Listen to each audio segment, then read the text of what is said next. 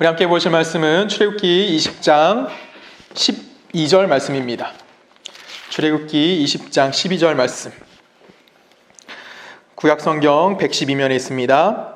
제가 읽습니다. 내 부모를 공경하라. 그리하면 내 하나님 여호와가 내게 준 땅에서 내 생명이 길리라. 아멘. 함께 기도하십니다. 사랑에 원하신 아버지 하나님 감사합니다. 하나님, 이제 우리가 말씀 듣습니다. 하나님, 이 말씀을 들음에 있어서 하나님, 우리가 하나님 앞에 교만하지 않게 하여 주시고 겸손하게 하나님의 말씀에 귀 기울이며, 또한 내가 그 삶 안에서 나의 삶 속에서 그 말씀을 실천하며 하나님의 뜻을 되뇌일 수 있는 거룩한 주의 백성들 되게 하실 걸 믿사오며 살아계신 예수님의 이름으로 감사하며 기도했습니다. 아멘. 네, 오늘부터 우리는 이제 제5계명 내 부모를 공경하라 라는 부분을 시작하고요. 이 제5계명인 내 부모를 공경하라 라는 그 말씀부터 이제 10계명의 두 번째 부분이 시작될 수 있다라고 볼 수 있습니다. 우리가 흔히 얘기하는 10계명의 구분은 1계명부터 4계명까지 로 보고 그 다음에 5계명부터 10계명까지를 보는데 1계명부터 4계명은 우리가 알다시피 하나님과 관련되어 있는, 그러니까 하나님과 우리의 관계성에 관련되어 있는 계명이 1계명부터 4계명이고요. 그 다음에 5계명부터 10계명까지는 우리가 사는 세상에서 내가 이웃과의 관계 속에서 어떻게 살아야 하는지, 그리고 그들 관계에서 내가 지켜야 할 계명이 무엇인지에 대해서 우리들이 이야기해 주는 것이 바로 이렇게 두 가지로 10계명이 나누어질 수 있다라는 것입니다. 우선 이 계명을 생각하기에 앞서 먼저 이제 이 이웃과의 관계의 계명을 생각하기에 앞서 우리가 이제 먼저 정리해야 될 것이 하나 있습니다. 그것이 무엇이냐면 하나님이 10계명을 이스라엘 백성에게 왜 주셨느냐라는 것입니다. 우리가 이제 처음에 이제 10계명을 할 때도 봤던 문제이긴 한데, 하나님께서 이스라엘 백성에 10계명을 주신 이유가 무엇일까라고 질문을 던졌을 때 우리는 보통 계명이라고 하면 어떤 개념을 생각하고 있냐면, 내가 하나님 앞에 이 계명을 지켰기 때문에 하나님 앞에 무언가 행했고, 그렇기 때문에 하나님의 마음이 흡족했고 하나님의 만족을 하나님께서 나를 통해서 만족하셨기 때문에 내가 하나님으로부터 뭔가 얻어낼 수 있는 것, 그래서 내가 하나님께 무언가 얻어내기 위해서는 무언가의 계명을 지킴을 통해서 하나님께 잘 보여야 한다라고 생각을 한다라는 것이죠. 그런 생각 안에서 우리는 우리의 삶을 돌아본다면 우리는 굉장히 도덕적인 삶을 살기도 하고요, 아니면 우리는 또한 거룩한 척을 하며 살기도 하는 모습이 분명히 발견되어진다라는 것입니다. 이거를 우리는 다 부정할 수는 없습니다. 저 역시 그럴 거고, 지금 예배를 드리고 있는 모든 청년들은 다 그런 마음 가운데 살고 있을 것이다 라고 생각을 합니다. 하지만 우리가 지난번에 살펴봤듯이 하나님께서 이스라엘 백성에게 계명을 주신 이유는 딱 하나입니다. 너무나 간단합니다. 어떤 거냐면 하나님이 하나님 되심을 절대 포기할 수 없었다라는 겁니다. 내가 하나님이기 때문에 이스라엘 백성 그들에게 조건과 원인을 찾은 것이 아니라 내 안에 원인과 조건이 있기 때문에 내가 그들을 백성 삼아주신 거고, 그 백성 삼아주심을 통해서 이제는 내가 너희들을 나의 백성이기 때문에 이 공동체, 이스라엘은 공동체를 유지하기 위해서 최소한의 지켜야 할 계명을 준 것이 무엇이냐? 그것이 바로 10계명이다라는 것입니다. 우리가 잘 생각해야 되는 게 바로 이거예요. 하나님이 이스라엘 백성이 만약에 하나님 없이 그냥 출애굽을 했고 그들이 하나님 없이 살아갔다면 과연 그들의 민족이 유지될 수 있었느냐라는 질문을 우리가 던져봐야 한다는 거죠. 이스라엘 백성이 하나님을 외면하고 그 공동체를 유지할 수 없었고, 또한 우리도 똑같다는 거예요. 우리가 교회라는 이름으로 모여 있지만 우리가 하나님이라는 이름을 제외시키고 하나님을 빼버리고 우리가 이 공동체가 잘 유지될 수 있느냐라고 질문을 던졌을 때 우리는 분명히 너무나 뻔히 보일 겁니다. 이 공동체가 유지되기 위해서 분명히 하나님이라는 존재성이 필요한 거고, 그 존재성의 안에서 우리는 이 하나님의 계명을 지켜가기 때문에 이 공동체 안에 불화가 일어나거나 아니면 문제가 발생했을 때 그걸 충분히 조율해 줄 수 있는 무언가가 존재하는 질서가 우리들 가운데 있다라는 거예요. 이스라엘 백성도 그들이 출애굽을 했고, 그들이 출애굽한 이후에 하나님의 공동체로서, 하나님의 백성의 공동체로서 그들이 멸망하지 않고 파멸하지 않게 하기 위해서 꼭 필요한 기본적인 조건을, 그 질서를 제시해 준 것이 무엇이냐면 바로 이 10계명이다라는 것입니다. 그리고 이 10계명을 통해서 단순하게 이 공동체 유지에만 하나님이 집중하시는 것이 아니라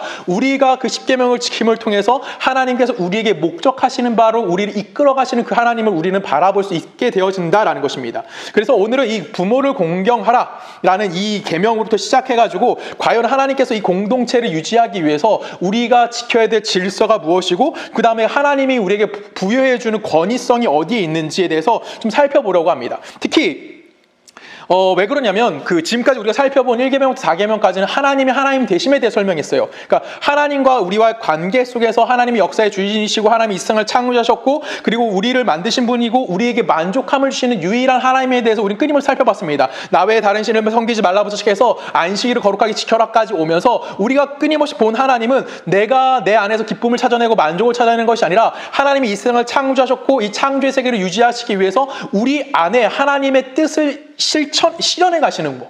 그래서 그 실현함을 통해서 우리가 그 안에서 만족함을 누릴 수밖에 없는 존재성. 특히 지난주에 봤듯이 우리 안에 무언가 조건이 있기 때문에 내가 하나님 앞에 만족을 찾아가는 것이 아니라 하나님 안에 우리가 이미 있기 때문에 하나님으로부터 공급되어지는 만족, 안식 안에 거할 수 있는 삶을 살 수 있다라고 이야기한 거예요. 그렇기 때문에 우리는 뭐 할 수 있는 겁니까? 하나님 앞에 순종할 수 있는 거고, 하나님 앞에 뭐 할 수 있는 거예요? 하나님 앞에 충성할 수 있다는 겁니다. 그렇기 때문에 또한 하나님 우리에게 무엇을 요구하냐면 너는 내 계명을 지켜야 한다라는 것을 우리에게 요구하실 수 있다라는 것입니다. 즉 우리의 모든 것의 근거를 누구에게 주는 겁니까? 하나님께 그 근거를 둠을 통해서 우리라는 인간이라는 존재성을 성립되어질 수 있다라는 것을 이제 우리가 지난 시간까지 살펴보았습니다. 하지만 이제는 우리가 이제 뭘 살펴볼 거냐면 단순히 우리가 이 세상 가운데 살아가면서 내가 모든 권위를 하나님께 과연 두며 살아갈 수 있느냐라는 질문을 해봐야 한다라는 거예요. 여러분 살아가면서 우리는 분명히 하나님의 존재성을 압니다. 그리고 하나님이 누군지도 알고요. 또한 내가 하나님의 백성으로서 어떤 존재성을 가지고 살아야 되는지도 알고는 있어요. 근데 여기서 질문을 던져보는 거죠. 나는 하나님을 알고 하나님의 어떤 분인지 깨닫고 있기 때문에 내가 알고 있는 내가 하나님을 모르고 있는 사람이 전했을 때 과연 그들의 반응은 어떻게 일어나느냐라는 질문을 해봐야 되는 거죠. 우리는 하나님이라는 존재성에 대해서 이야기할 때 내가 알고 있기 때문에 하나님에 대해서 이야기하는 건 너무 어렵지 않습니다. 그리고 이 교회라는 공동체 안에서 하나님의 존재성에 대해서 이야기하고 나누는 건 문제되지 않아요. 근데 그 하나님의 권위를 우리는 세상 속에 가서 과연 외칠 수 있느냐라는 질문을 해보는 겁니다. 하나님께서 과연 이 세상 속에서 당신을 보여주시는 건 다 보여주십니다. 만물을 통해서 하나님은 어떠하심을 보여주시지만 하나님을 알지 못하는 사람들은 이 만물이나 아니면 이 세상의 움직임을 통해서 하나님의 존재성을 인식할 수가 없다는 거죠. 그 인식할 수 없는 사람들한테 가가지고 하나님의 권위는 이런 것이고 하나님의 질서는 이런 것이다 라고 설명을 합니다. 그럼 그 사람들 우리를 향해서 뭐라고 외칠까요? 너무나 뻔합니다. 미친 거 아니야라고 얘기할 수 있는 거예요. 그건 단순한 겁니다. 어쩔 수 없는 거예요. 왜 그러냐면 그 안에는 그들은 하나님의 존재성을 알지 못하기 때문에 우리 안에서 알고 있는 하나님을 그들에게 아무리 이해한다 할지라도 그들은 깨달을 수가 없다라는 겁니다. 그래서 오늘 하나님께서 우리가 지금 이제 세상 속에 들어가가지고 처음 그들 세상 사람과 관계 속에서 우리에게 처음 주신 계명이 무엇인지 집중해야 될 필요성이 있는 거예요. 왜 하나님은 세상 속에 들어갔을 때 우리에게 부모를 공경하라 라는 계명을 가장 먼저 주셨냐는 거죠.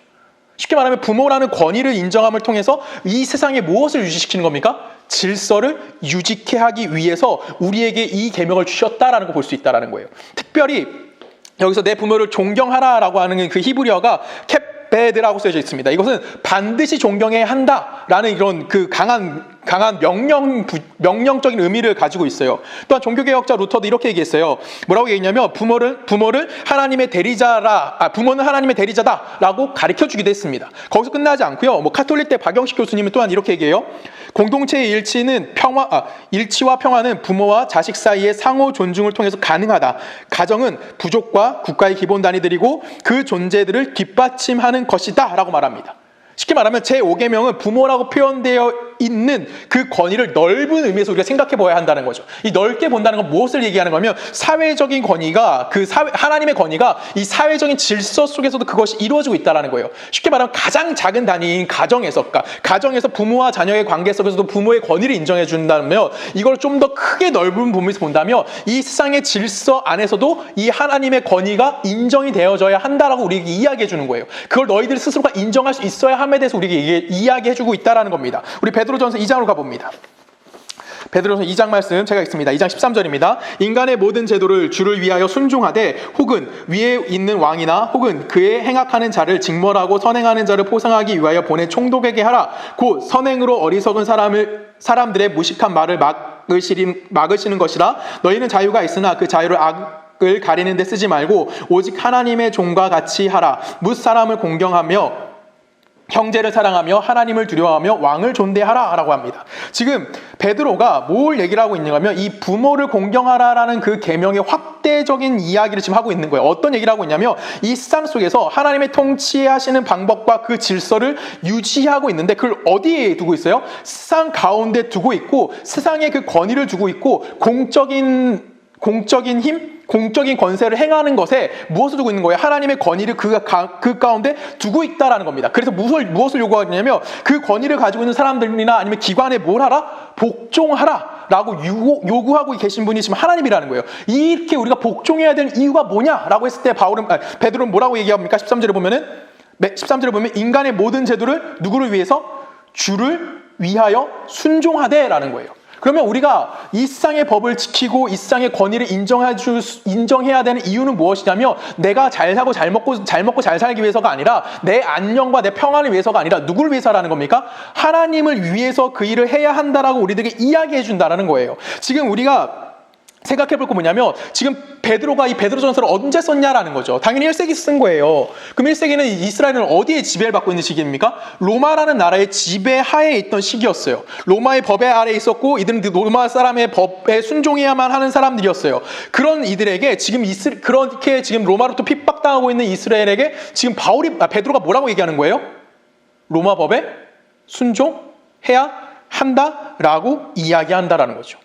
특히 우리가 생각할 건 뭐냐면 우리는 베드로랑 바울이랑 비교했을 때 누구에게 권위를 더 많이 두냐면 보통 바울에게 권위를 더 많이 둬요. 이유는 뭐냐면 보통 바울 설교를 많이 들어서 그렇기도 하고 성경에 보면 바울 얘기가 정말 많아요. 바울이 쓴 성경도 많고 그렇기 때문에 바울의 권위를 많이 두지만 여러분 솔직히 바울은 사도들 중에서 제일 끝에 있는 애예요. 그 누가 제일 대장이죠? 엄밀히 따지면 베드로죠. 베드로가 베드로전서 쓸 때 뭐라고 얘기하냐면 온 이스라엘 12지파에게 내가 편지하노라라고 해요. 그러면 최고의 권위는 누구한테 있는 거예요? 엄밀히 따지면 바울은 교회한테 썼고요. 바울은 개인한테 썼지 이스라엘 전체한테 쓰지 않아요. 근데 베드로는 누구에게 씁니까? 이스라엘 전체 12지파에게 이야기하듯이 이야기한다는 거죠. 충분히 그러니까 베드로가 지금 이야기하는 거 뭐냐면 우리가 이 세상 속에서 하나님의 권위를 인정한다며 너희는 또한 뭐 하는 거예요? 하나님부터 부여되어 있는 그 권위를 세상 가운데 있는 권위도 뭐 해야 된다? 인정해야 한다라는 거예요. 그것이 너희들에게 유익이냐 유익이 되지 않느냐를 판단을 두지 말라라는 거예요. 우리는 보통 세상의 권위를 볼 때 그것이 내게 이익이 되냐 이익이 되지 않느냐를 그들을 판단하고 있어요. 하지만 베드로는 지금 이스라엘에서 뭐라는 거예요? 악한 정부라도 너희를 괴롭게 하는 정부라도 로마의 핍박을 받고 있는 너희들이지만 그 정부를 뭐 해야 된다? 인정할 수 있어야 한다는 겁니다. 왜 그럴까요? 아무리 악한 정부라고 할지라도 그들만의 무엇이 있는 거예요? 질서가 있는 거예요. 그들만의 무엇이 있습니까? 법이 있다는 거죠.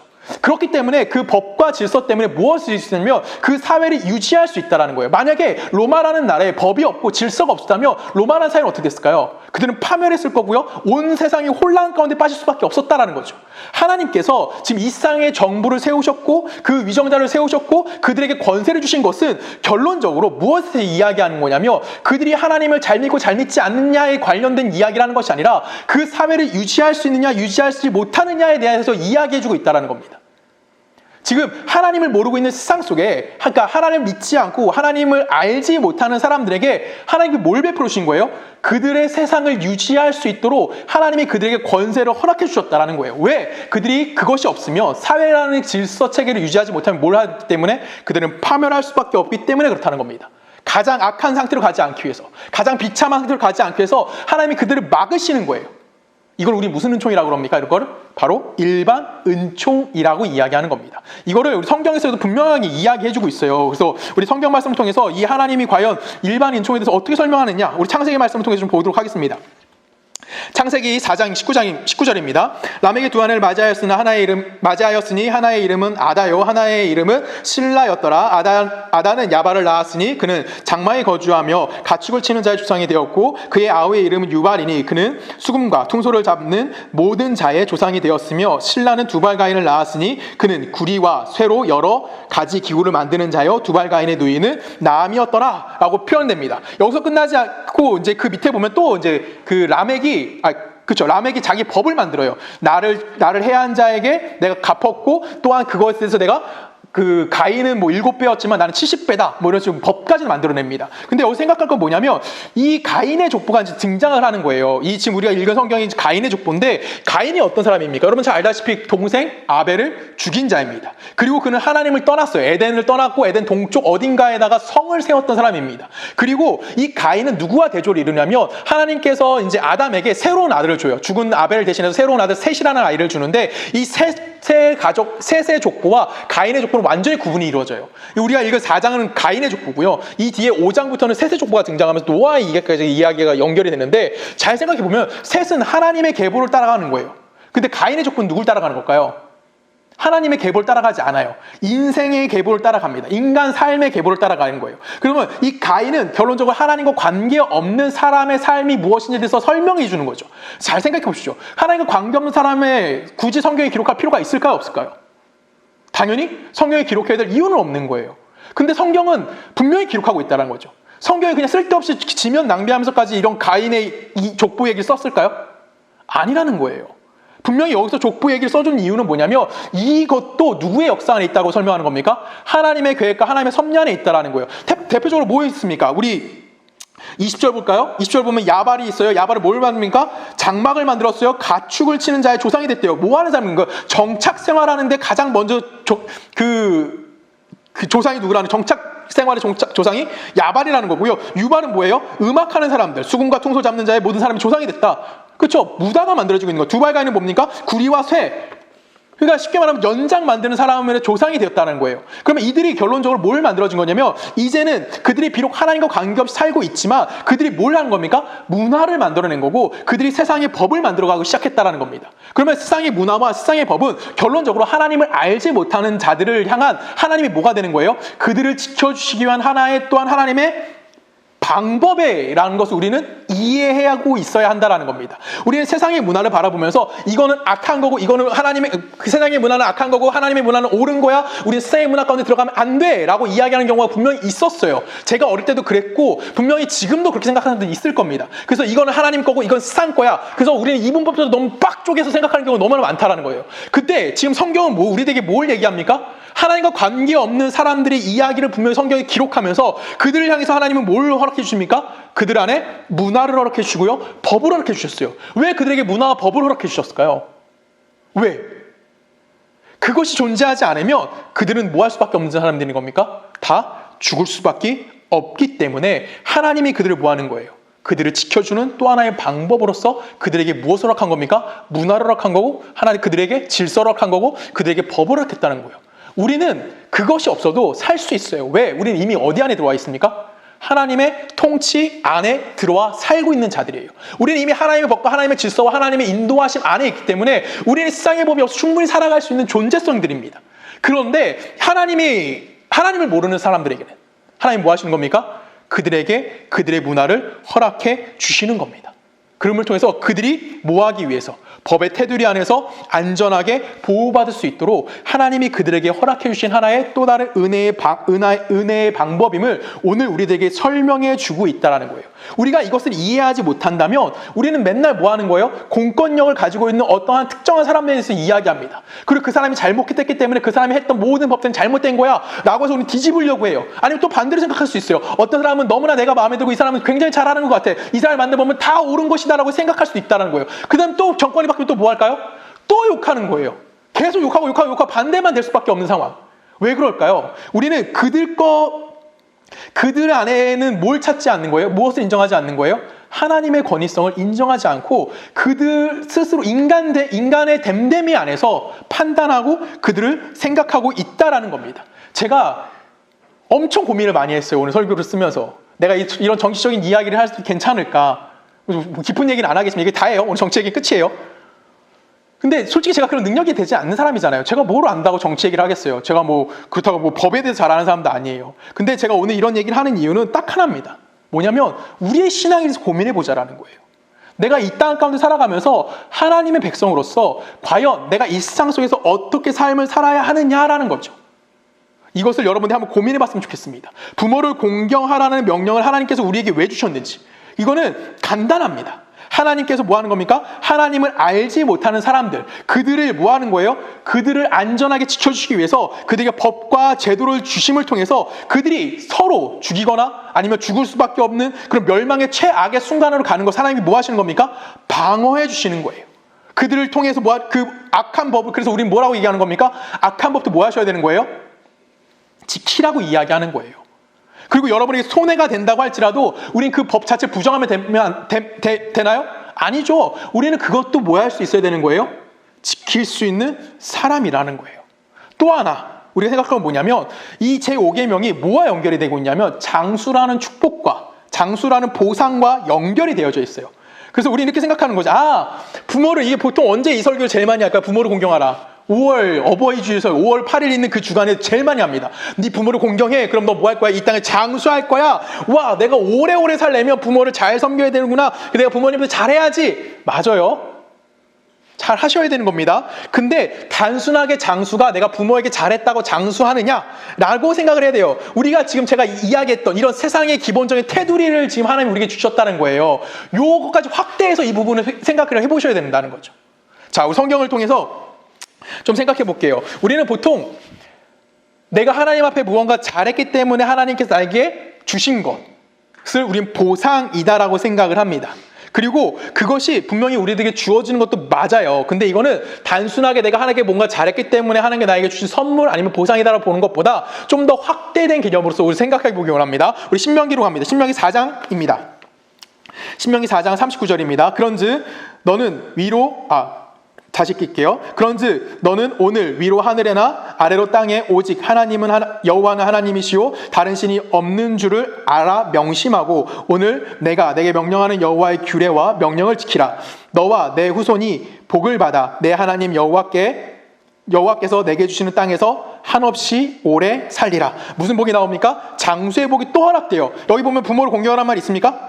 없어요. 또 장수한대요. 근데 장수의 조건이 딱 제시되어 있는 게 뭡니까? 39절 보면은 뭐라고 제시되어 있어요? 오늘 위로 하늘에나 아래 땅에 오직 여호와는 뭐다? 하나님이다. 다른 신은 존재하지 않다. 그렇기 때문에 넌 누구에게 순종해야 된다? 여호와의 명령에 순종해야 한다. 라고 이야기해주고 있다라는 거예요. 쉽게 말하면 우리가 장수하기 위해서 허락되어 있는 것이 뭐예요? 하나님이 누구이신가를 알고 그분의 명령을 따르는 것이 또 뭐 할 수 있다라는 거예요? 장수할 수 있다라고 이야기하는 겁니다. 하나님이 어떤 분이냐라는 질문을 먼저 던지는 거고 그것을 네가 알고 있니? 라는 거예요. 또 하나 읽어볼까요?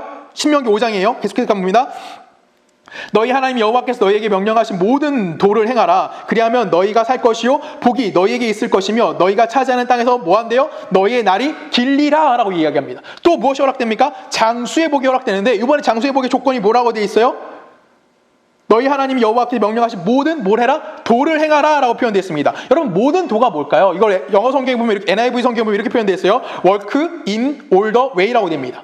뭐예요? 모든 길이라고 되어 있어요. 이걸 또 세번역은 정말 이렇게 번역했어요. 그 모든 길이라고 합니다. 그러면 여기서 말하는 모든 도는 결국 하나님의 길을 따르는 삶에 대해서 이야기하는 거예요. 하나님의 그 길을 따라가는 것을 이야기하는 거죠. 그러면 신명기 4장과 신명기 5장이 무슨 얘기를 하고 있는지 알면 되는 거예요. 신명기 4장과 신명기 5장은 뭐가 나오면 또 여기에 뭐가 등장할까요? 신명기 4장과 5장에 십계명이 등장합니다.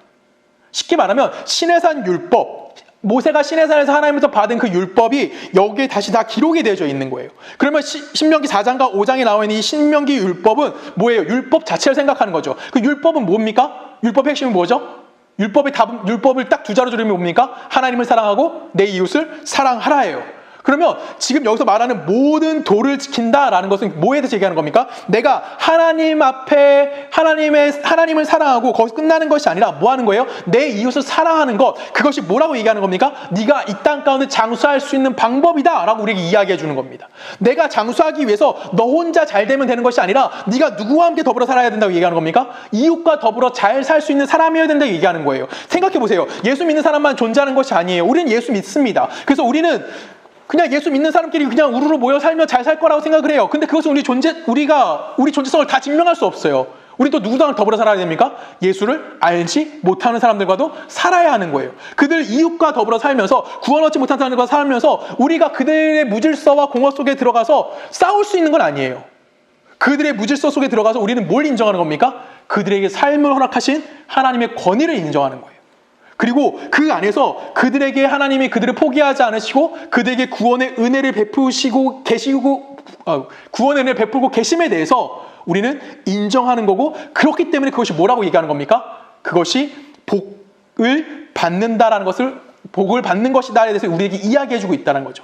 이걸 좀 더 쉽게 신명기 22장 가서 이렇게 표현합니다. 길을 가다가 나무에나 땅에 있는 새의 보금자리에 새 새끼나 알이 있고 어미새가 그 새끼나 알을 품는 것을 보거든 그 어미새와 새끼를 아울러 취하지 말고 어미는 반드시 놓아줄 것이요 새끼는 취하여도 되나니 그리하면 내가 복을 누리고 장수하리라. 또 뭐가 나옵니까? 장수의 복이 나와요. 여러분 장수의 복이 나오면서 뭐에 대해서 얘기합니까? 이건 뭐예요? 지금 어미새와 알과 아니면 아기새가 있을 때 뭐만 취하라고 얘기하죠? 어미새랑 다 취하랍니까? 우린 다 취하는 게 정상이죠. 그렇죠? 내가 씨를 말리지 말라는 거예요. 지금 하나님이 어미새는 냅두라는 거예요. 네가 새끼새는 가져가서 먹어도 되는데 이 새끼새는 가져가되 어미새는 놔둠을 통해서 뭐가 유지되게? 그 종족이 유지될 수 있도록 뭐 하는 겁니까? 환경적인 문제에 대해서 이야기하는 거예요. 여러분, 환경이 중요하다는 걸 우리 이미 너무나 뼈저리게 깨닫고 있습니다. 왜 깨닫았습니까? 진짜 미안한데 내가 환경을 지키는 이유는 뭐냐면 내가 환경이 나빠지다 보니까 나나 아니면 내 가족이 뭐 하는 거예요? 생존의 위협을 느끼기 시작한 거예요. 그래서 우리는 뭐 할 수밖에 없는 거예요? 우린 뭐예요? 그래서 우리는 환경을 지키는 거예요. 이런 데 관심을 가지게 된 거예요. 이게 누구의 은혜라는 거예요? 하나님이 이 전 세계, 창조 세계를 통치하시는 하나님의 은혜의 통치 방법인 거고, 이 통치 방법에서 우리는 뭘 깨닫는 거예요? 이 세상의 질서와 의미가 우리로 하여금 하나님이 만드신 질서 안으로 들어갈 수 있는 것, 그 안에 순종할 수 있고 그 안에 하나님이 만드신 질서 안에 살아가는 것이 복이라는 것을 내가 현실 속에서 그대로 알게 만들어주시는 거예요. 그게 현실 속에만 존재합니까? 나는 하나님의 존재성을 알아요. 그럼 내 신앙 속으로도 뭐 하는 겁니까? 그 하나님의 존재성을 인정할 수 있게 되어지는 겁니다. 성경 하나 더 읽어볼까요? 신명기. 엄청 많이 읽네요. 신명기만. 신명기 25장입니다.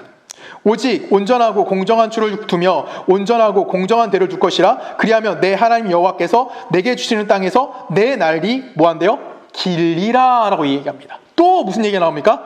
장수야. 장수하는 방법 진짜 많아요. 장수하는데 이제 뭐 하래요? 무엇과 관련된 겁니까? 지금 여기 뭐라고 돼 있어요? 온전하고 공정한 추, 온전하고 공정한 되라고 돼 있어요. 쉽게 말하면 정직하라는 거죠. 여러분, 정직하면 뭐 한대요? 정직하면 장수한대요. 정직해서 받는 복이 뭐라고요? 장수래요. 여러분, 고민해 보십시오. 정직한 사람이 장수합니까? 이건 단순하게, 그렇죠? 정직하면 위험해요. 단순하게 정직에 관련된 이렇게 뭐 정직을 거짓말하지 마라는 그런 거 두는 것이 아니라, 이 정직이라는 건 뭐예요? 이 세상의 순리에 맞춰 흘러가는 삶을 그대로 뭐 하는 거예요? 살아야 한다라고 이야기하는 거예요. 내가 정직하다라는 건 뭐냐면 내가 이 세상의 질서 안에서 그거에 맞춰서 살아가는 거예요. 거짓되게 살지 말라는 거예요. 내가 약간 손해가 될지라도 이 질서가 있기 때문에 내가 뭐 하는 겁니까? 이 속에서 살아갈 수 있음에 대해서 얘기하는 겁니다. 지금 제가 이거 장수에 대한 복을 엄청나게 얘기했어요. 뭐 치도 환경도 보호해야 되고요. 뭐죠? 정직도 해야 되고요. 그다음에 또 뭐가 있었죠?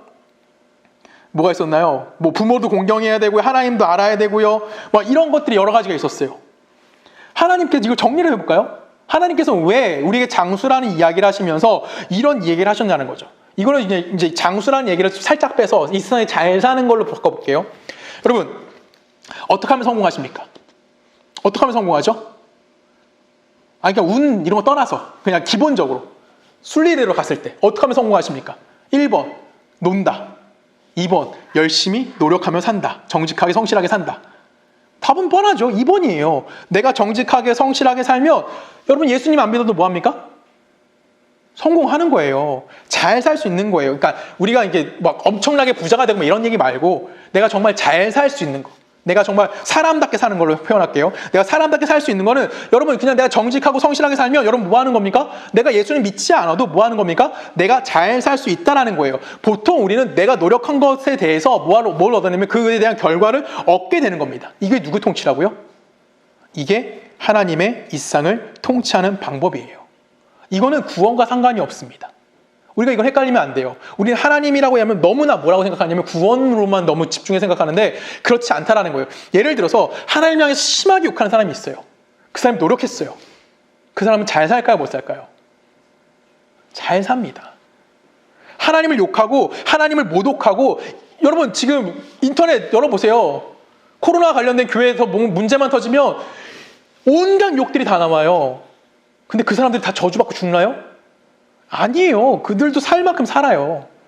왜? 그들도 그들의 삶을 살기 위해서 뭐 하는 사람들입니까? 열심히 살고 있어요. 정직하게 살고요. 성실하게 살면 이 세상은 그만큼 대접을 해주는 거예요. 그것이 하나님이 이 세상을 뭐 하시는 겁니까? 통치하시는 하나님의 방법이라는 거예요. 우리가 예전에 잠깐 살펴봤는데 하나님의 속성이 그 안에 담겨 있다는 거예요. 하나님은 공의로우신 거고요. 하나님은 자비로우신 거고요. 하나님은 이 땅을 복되게 하시기 위해서 복을 내려주시는 통치자이심에 대해서 우리에게 설명해 주는 거예요. 그 통치를 따르는 것이 뭐라고요?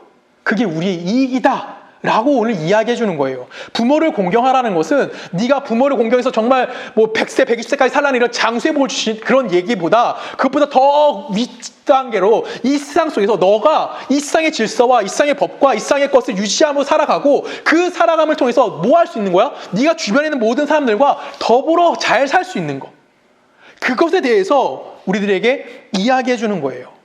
사람이 살아가면서 질서가 필요합니다. 사람이 살아가면서 분명히 법도 필요해요. 근데 이 질서와 법은 사회나 아니면 시대에 따라서 계속해서 변합니다. 그렇죠? 대표적으로 동양의 경우 우리나라는 뭘 중요시 생각했죠? 과거에 조선시대나 아니면 뭐 고려시대 이럴 땐 충효였어요. 그렇죠? 나라에 충성하고 부모에게 공경하고 거기서 뭐 많이 나왔죠. 뭐죠? 상방 오륜 같은 거 나오고 그러면서 내가 인간됨을 어떻게 살아가지 인간됨에 대해서 설명해 준 것들이 그 안에 담겨져 있어요. 서양은 어땠을까요? 그러니까 동양은 충효 사상이 굉장히 강조됐었고요. 서양은 종교였죠. 종교가 최강이었어요.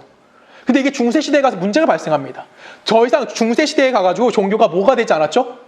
종교가 인간에게 자유함이나 아니면 하나님에 대한 하나님에 대해서 알아가는 것에 대해서 제공해주지 않아요. 오히려 뭘 하게 되냐면 중세시대 때 세상의 권력으로 남용되기 시작하면서 인간을 뭐하니까 오히려 더 고되게 만들었던 거. 인간을 고되고 힘들게 만들었던 게 뭐가 되면 종교가 됐어요. 그래서 어떤 일이 발생했어요? 종교개혁이 시작됩니다. 그 종교개혁이 일어나요. 우리는 이 종교개혁을 기독교 안에서는 종교개혁이라고 이야기하지만 이걸 세상적으로 봤을 때 뭐라고 얘기한다고 했죠? 뭐라고 얘기한다고 그랬죠? 이거를 문해부흥기 아니면 르네상스라고 이야기하는 거예요. 그것이 세상 가운데 일어난 거예요. 그래서 르네상스가 시작되기 시작합니다. 르네상스가 시작되면서 세상의 질서와 근간이 이제는 신에게 두는 것이 아니라 어디에 두기 시작했냐면 인간에게 줬고 그래서 인본주의가 시작되게 됩니다. 인본주의 핵심이 뭡니까? 자유와 평등과 뭐예요? 진리예요. 여러분 이 자유와 평등과 진리 어디서 많이 들었습니까? 어디서 많이 들어요? 교회에서 제일 많이 듣는 얘기잖아요. 여러분 자유하십니까?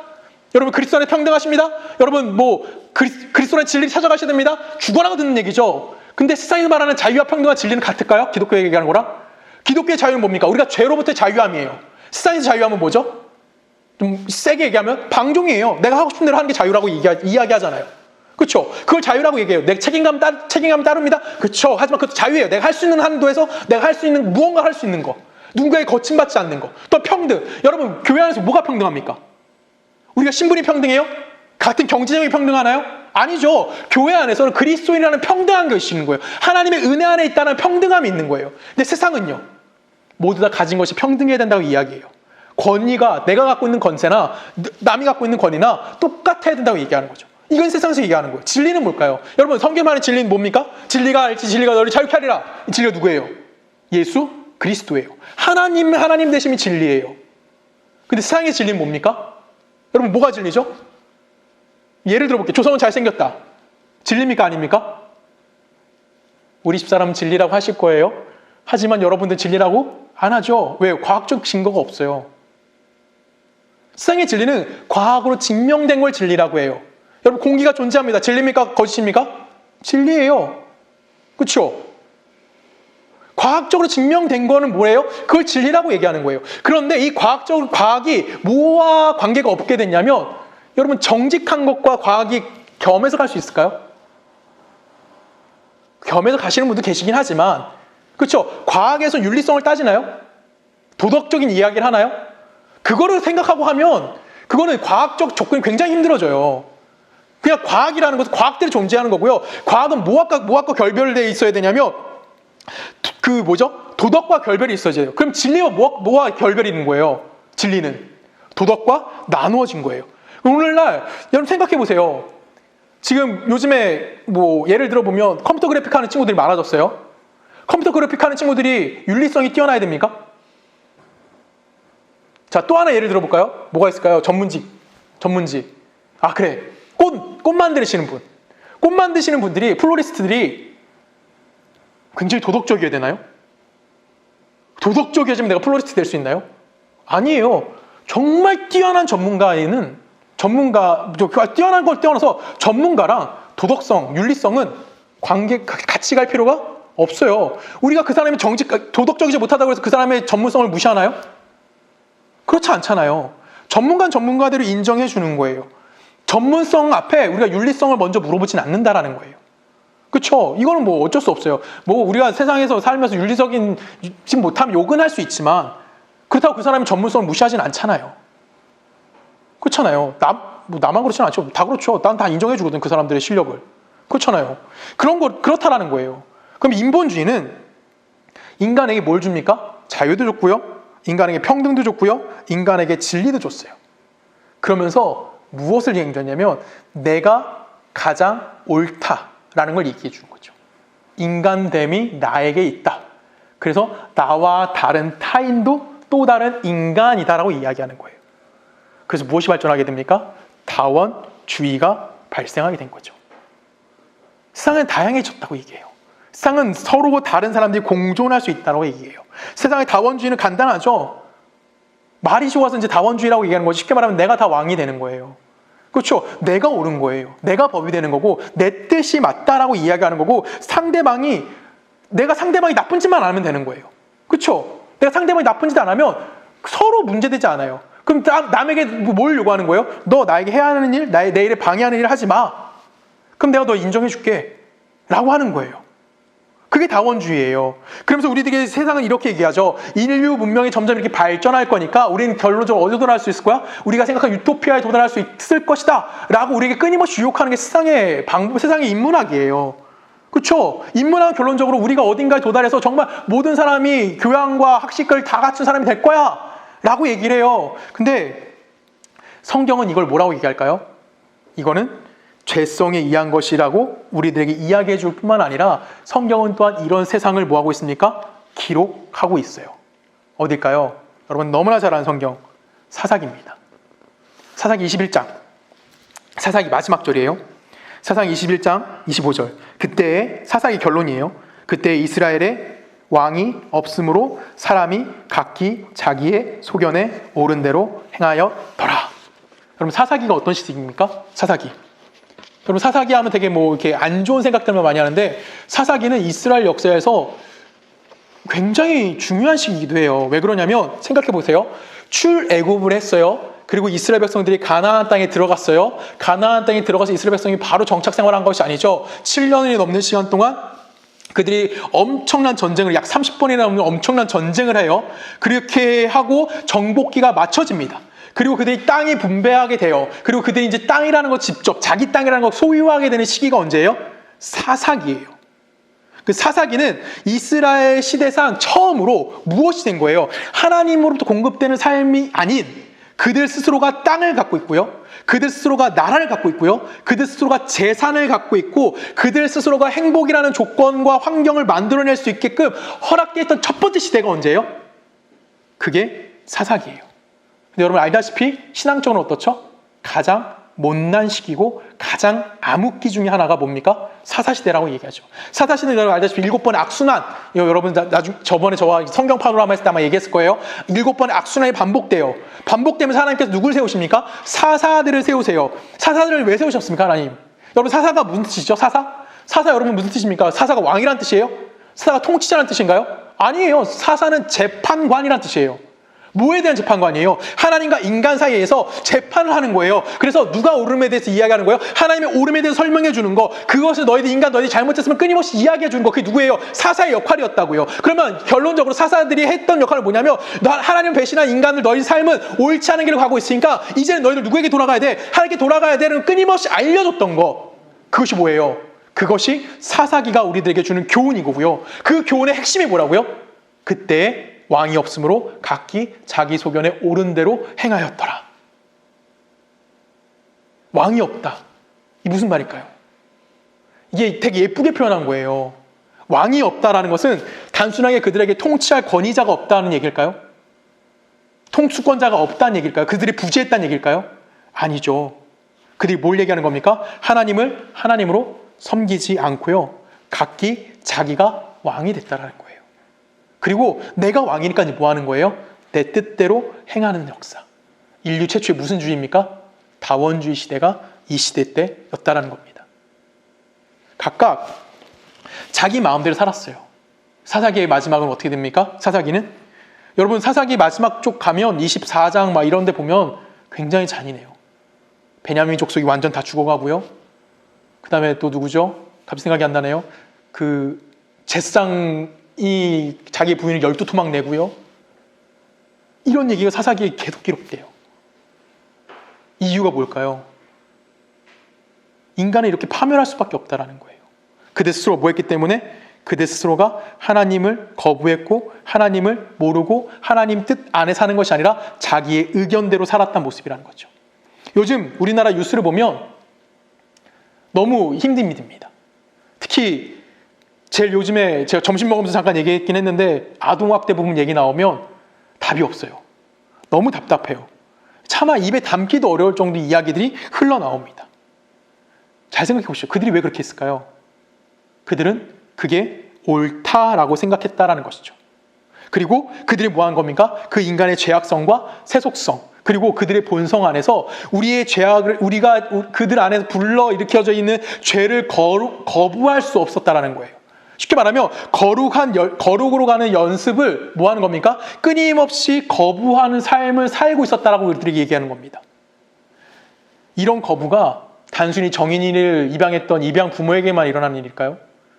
아니면 남편을 토막살인했던 그 누구죠? 고유정 같은 사람한테만 일어나는 일일까요? 여러분에게는 안 일어날까요? 저한테는 안 일어나겠습니까? 여러분, 제가 언제 사람을 제일 많이 죽일까요? 운전할 때입니다. 먼저 세상의 법을 욕하죠. 운전하다 신호가 바뀝니다. 깜빡거려요. 어떡할까요, 저는? 쓸까요? 밟을까요? 밟죠. 밟으면 어디 갈 수밖에 없어요? 빨간 불인데 건너가져요. 사고는 안 납니다. 그러면서 욕하죠. 신호가 겁나 짧아서 그래. 여기 왜 이렇게 짧게 줘, 신호를? 좀 길게 줘야지. 세상의 질서를 욕해요. 세상의 권위를 무시해요. 그리고 앞에 운전하고 있는데 진짜 운전 너무 못하는 사람이 앞에 있다고 칩시다. 저 어떻게 될까요? 극대노합니다. 그리고 정말 평상시에 잘하지 않은 욕을 너무나 편안하게 합니다. 그 사람을 그 자리에서 좀 뭐 하는 거예요? 죽인 거예요. 왜냐하면 내가 손해보기 싫거든요. 왜냐하면 내가 피해보기 싫은 거거든요. 나는 운전 잘하는데 저 사람이 운전 못했다고 생각하는 거거든요. 이게 세상입니다. 세상이 이렇다라는 거예요. 제가 이렇게 길게 이야기를 끌고 온 이유는 우리의 신앙관 때문에 그렇습니다. 여러분, 우리는 언제 하나님께 복을 받습니까? 라고 질문을 던지면 내가 하나님이 하라는 것 잘했을 때 내가 하나님 앞에 복을 받는다라는 신앙관을 굉장히 많이 갖고 있어요. 그래서 내가 신앙생활이라고 이야기하는 것도 아까 처음에도 얘기했지만 하나님이 좋아하는 일과 하나님과 관계없는 세상적인 일로 나눠 생각할 때가 너무 많아요. 그래서 우린 뭐 해야 됩니까? 새벽 예배 드려야 되고요, 철야기도 해야 되고요, 금식도 해야 되고 헌금도 많이 해요. 그럼 우린 뭐라고 얘기합니까? 내가 이런 거 했으니까 하나님께서 나에게 복 주실 거야 라고 합니다. 근데 이런 거 했다고 하나님이 복 안 주시는 거 아니에요. 응답이 없다는 건 아닙니다. 응답 있습니다. 여러분 하십시오. 할 수 있는 만큼 하십시오. 이렇게 얘기 안 하면 또 안 되죠. 개인적인 응답은 분명히 존재해요. 근데 중요한 건 뭐냐면 내가 이런 신앙생활 행위를 어디에 근거를 두고 있느냐라는 거예요. 내가 복받기 위해서 하는 거냐, 아니면 온 세상의 역사와 모든 생명의 주인이신 하나님의 통치를 인정하면서 그 위에 근거를 두고 내가 그 위에 신앙생활을 하고 있느냐라는 질문을 던지는 거예요. 여러분 잘 생각해보면 내가 이 세상에서 아무런 이 세상의 뭐 상식이나 아니면 예의나 아니면 이 세상에 지켜야 될 모든 그런 것들을 제외시키고 신앙생활을 한다 그러면 우린 뭐 하는 겁니까? 이 신앙이 너무나 단편적으로 될 수밖에 없는 거예요. 내가 필요할 때만 하나님을 찾아요. 간헐적 다이어트라고 그러죠. 간헐적인 신앙이 갈 수밖에 없는 거예요. 필요에 의해서만 꼭 먹어야 할 때만 내가 뭘 찾게 되는 거예요? 하나님을 찾게 되는 거고요. 내가 이례적으로 하나님의 이런 도움이 필요합니다라고 하는 거예요. 그래서 내가 필요할 때만 하나님께 뭐 하는 겁니까? 쭈르륵 달려와서 하나님 나 금식하고 있어요. 보시죠. 그러면서 뭐 하는 거예요? 당신의 능력을 내게 주십시오. 이러다가 하나님이 응답해 주셨어요. 그럼 우리 뭐라고 하죠? 할렐루야! 너무나 편하게 얘기해요. 아멘! 거기서만 끝나면 참 감사한데 이런 얘기도 요즘 많이 하죠. 다 누가 하셨습니다? 하나님이 하신 일입니다. 다 주님의 뜻입니다. 역시 하나님은 살아 계십니다. 그러면 그것이 어떻게 돼요? 쭉 가야죠. 근데 우린 뭐합니까? 그 일이 끝나면 바로 또 잊어버립니다. 또 문제가 발생하면 또 처음으로 돌아가요. 은혜를 쌓을 기초가 없어요. 우린 기초에서 또 기초로 갑니다. 그리고 그 기초를 또 뭐합니까? 또 흘려보내요. 그리고 또 기초를 놔요. 그 신앙이 누적이 될까요? 계속 흘러가는 겁니다. 쌓여서 신앙의 전진과 신앙의 성장이 이루어지는 것이 아니라 우리가 기억만 한 사건만 남는 거예요. 예를 들어서 조성은이 멕시코에 가서 이런 일을 했대. 예전에 다른 교회에서 이런 일을 했대. 지금 광명교회 와서 또 이런 일을 하고 있대. 맨날 그거 조각조각 난 일들만 기억하는 거예요. 그러면서 그때는 하나님이 해줬으니까 또 그때처럼 내 기도해야지. 또 어디로 갑니까? 신앙의 처음으로 갑니다. 여러분, 신앙을 어디다 쌓으셔야 됩니까? 신앙의 기초는 딱 한 군데입니다. 어디입니까? 하나님 되심의 근거에서 그 위에 쌓아가는 거예요. 하나님이 우리에게 요구하는 것을 그 하나님의 통치와 하나님의 방법과 하나님의 질서 앞에 우리가 순응해가며 살아가는 겁니다. 그것 위에 신앙을 쌓아야 하는 거예요. 그래야 신앙이 뭐 하는 거예요? 흘러가지 않고요. 그 위에 조성은이라는 존재성을 발견할 수 있게 되어지는 겁니다. 그것은 당연히 어디 위에 쌓아지는 겁니까? 이 세상의 하나님의 일반 은총 위에 여러분들이 쌓아져 가야 돼요. 신앙을 가졌다는 것은 무엇이 통해야 됩니까? 기본적으로 상식이 통해야 되는 거예요. 신앙이 있다는 것은 기본적인 교양도 있어야 되는 거예요. 신앙이 있다는 것은 무엇도 가지고 있어야 됩니까? 도덕성도 가지고 있어야 되는 거예요. 거기에 하나님의 통치하는 방법과 질서와 하나님이 누구신가에 대한 이해의 가장 기본적인 내용이 들어있기 때문에 그렇다는 거예요. 여러분, 세상 안에 하나님이 세상 안에 하나님의 것을 우리에게 설명해 주셨어요. 여러분, 이런 얘기 할 때마다 좀 마음이 아픈데, 뉴스만 봐도 코로나 뉴스 검색하면 제일 많이 뜨는 단어가 어디죠? 교회입니다. 그리고 우린 교회를 향해서 이렇게 얘기해요. 교회가 그렇게 상식적이지 못한 행동을 하냐? 그렇죠? 처음에 어디였죠? 성남이었나요? 입에 그 소금물 뿌린 교회? 말도 안 되는 비상식적인 행동을 했었어요. 그러면서 우린 그때마다 교회를 욕했어요. 근데 여러분, 놀라지 마세요. 그런 거 갖고 욕하지 마세요. 교회도 뭐 할 수 있습니까? 그럴 수 있습니다. 여러분 완벽하십니까? 우리는 완벽해져서 교회에서 만난 사람들이 아니에요. 제가 교회를 옹호하는 건 아닙니다. 분명히 잘못했어요. 그런 교회는 너무너무 잘못한 거예요. 상식이 성립하지 않은 교회였기 때문에. 근데 우리가 완성돼서 만난 자들이 아니잖아요. 우리가 신앙이라는 합의는 이루었던 사람들이에요. 이거 신앙이야! 라고 결정은 내 있는 사람이에요. 근데 그 신앙과 그 합의에 이른 수준은 합의가 됐습니까? 안 돼 있죠. 합의가 아직 되어 있지 않아요. 우린 신앙 고백도 했고요. 하나님의 목적하시는 목표성이 어디에 있는지도 다 합의가 되어져 있지만 거기에 도달한 사람이 아니라요. 도달해 가고 있는 사람들인 겁니다. 저도 가고 있고요. 저보다 좀 더 많이 간 사람이 있을 거고요. 저보다 못한 사람들도 많을 거예요. 우리는 이렇게 가고 있는 중인 거예요. 그래서 우리는 어디에 신앙을 두는 거예요? 이 세상의 것 가운데 뭘 두는 겁니까? 내 신앙의 기반을 두는 거예요. 여기에 신앙의 기반을 두지 못하면 우리도 똑같이 교회 욕하잖아요. 저도 교회 욕하거든요. 저도 아직 잘 못해서 그래요. 교회가 어떻게 저럴 수 있지? 신앙은 다 위선이야. 옳지 않아. 또 척하고 있네. 아이고, 지가 해봤자 얼마나 잘한다고. 거기에만 우린 또 다르가는 겁니다. 근데 그렇지 않아요. 여러분, 신앙의 기본은 우리 삶 전체에 대해서 신앙의 훈련이 어디에서 이루어지고 또한 어떤 방법으로 이루어지고 있는지에서 우리에게 확인시켜 주는 겁니다.